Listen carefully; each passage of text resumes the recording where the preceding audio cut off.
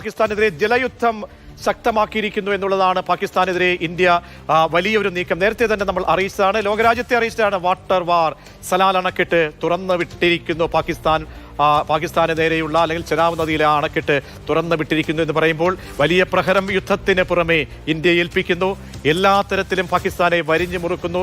ജലയുദ്ധം പലപ്പോഴായി നമ്മൾ മടിച്ചതായിരുന്നു. കഴിഞ്ഞ പതിറ്റാണ്ടുകൾക്ക് മുൻപേ രൂപപ്പെട്ട ഒരു കരാറ്, ആ കരാറിൽ നിന്ന് ഇന്ത്യ പിൻവാങ്ങുമെന്ന് അറിയിച്ചു. സലാൽ അണക്കെട്ട് തുറന്നുവിട്ടാൽ പാകിസ്ഥാനിൽ പ്രളയമായിരിക്കും. എങ്ങനെ താങ്ങും പാകിസ്ഥാൻ എന്ന ചോദ്യമുണ്ട്. അനൂപ് ദാസ് ഉണ്ട്. അനൂപ് പറയൂ. അങ്ങനെ ജനങ്ങളെ അത് ബാധിക്കും. കാരണം ഈ നദിയോരത്ത് ജീവിക്കുന്ന ഒരുപാട് മനുഷ്യരുണ്ട് പാകിസ്ഥാനിലെ. അവർ പ്രധാനമായും കൃഷി ആശ്രയിച്ച് ജീവിക്കുന്ന ആളുകളാണ്. ആ പ്രദേശത്തേക്കാണ് ഈ പ്രളയജലം കടന്നെത്തുക. ഇന്ത്യയിൽ ജമ്മു കാശ്മീർ ഭാഗത്ത് വലിയ തോതിൽ മഴ കഴിഞ്ഞ കുറച്ച് മണിക്കൂറുകളായി ലഭിക്കുന്നുണ്ട്. അതിന്റെ ഭാഗമായിട്ടാണ് ഈ അണക്കെട്ടിൽ വെള്ളം നിറഞ്ഞതിനെ തുടർന്ന് ഈ അണക്കെട്ട് തുറന്നു വിടുന്നത്.